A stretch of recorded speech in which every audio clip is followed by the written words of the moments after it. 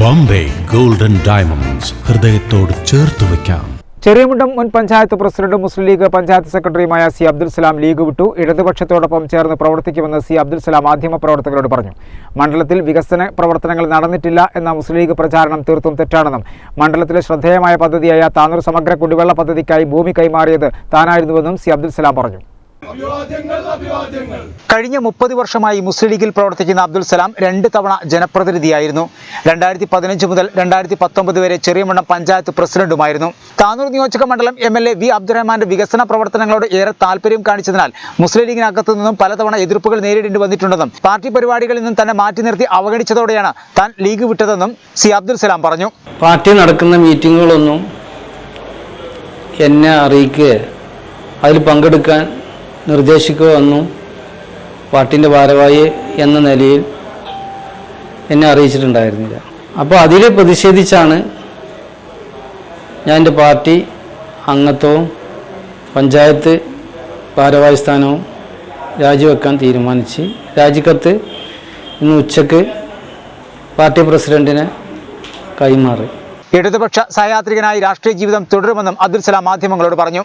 കഴിഞ്ഞ 5 വർഷം കൊണ്ട് ചെറിയമുണ്ടം പഞ്ചായത്തിൽ വലിയ വികസന പ്രവർത്തനങ്ങൾ നടത്താൻ വി അബ്ദുറഹ്മാന് കഴിഞ്ഞു. മണ്ഡലത്തിലെ ശ്രദ്ധേയമായ പദ്ധതിയായ താനൂർ സമഗ്ര കുടിവെള്ള പദ്ധതിക്കായി ഭൂമി കൈമാറിയത് താനായിരുന്നെന്നും മണ്ഡലത്തിൽ വികസന പ്രവർത്തനം നടന്നിട്ടില്ല എന്ന മുസ്ലിം ലീഗ് പ്രചാരണം തീർത്തും തെറ്റാണെന്നും സി അബ്ദുൽ സലാം പറഞ്ഞു. ഞാൻ പഞ്ചായത്ത് പ്രസിഡന്റ് ആയിരിക്കുന്ന സമയത്താണ് മേജർ കുടിവെള്ള പദ്ധതിക്ക് ഭൂമി സബ്ഡിഷൻ ചെയ്തിട്ട് രേഖകൾ കൈമാറി കൊടുത്തത് ഞാനാണ്. അതാണ് ഏറ്റവും വലിയ ഒരു കുടിവെള്ള പദ്ധതിൻ്റെ, നമുക്കറിയാം കേരളത്തിൽ തന്നെ ഏറ്റവും വലിയ കുടിവെള്ള പദ്ധതി എന്ന് പറയുന്നത് ചെറിയമുണ്ടത്താണ്. അതാണ് ഒരു വലിയ പദ്ധതി. പിന്നെ ITI അതിനുശേഷം ITIൻ്റെ പണി പൂർത്തീകരിച്ച് അതിന് വേണ്ട എല്ലാ അനുബന്ധ സ്ഥാപനങ്ങളും MLA കൊടുന്ന്, അതും വലിയൊരു സംഭവം തന്നെയാണ് ചെറിയമുണ്ടത്തെ ജനങ്ങളെ സംബന്ധിച്ചിടത്തോളം.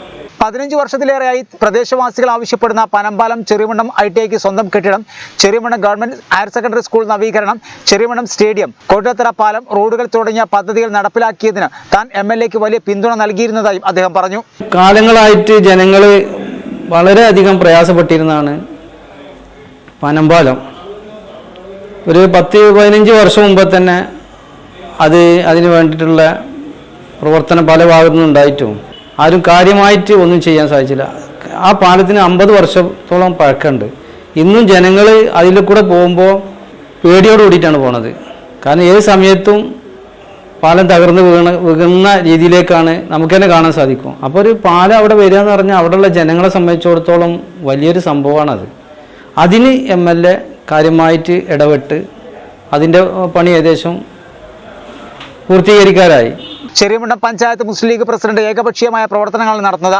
ഇതിൽ പ്രദേശത്തെ സാധാരണ പ്രവർത്തകർക്ക് കടുത്ത അമർഷമുള്ളതായും സി അബ്ദുൽ സലാം കൂട്ടിച്ചേർത്തു.